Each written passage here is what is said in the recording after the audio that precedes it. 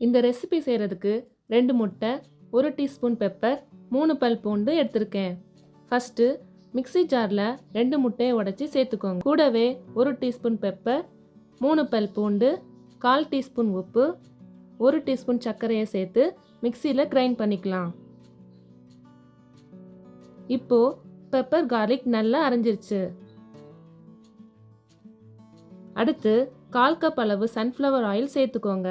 நல்லெண்ணெய், கடலெண்ணெய், தேங்காய் எண்ணெயை இந்த ரெசிபிக்கு ப்ரிஃபர் பண்ணாதீங்க. இப்போ அரைச்சி எடுத்துக்கலாம்.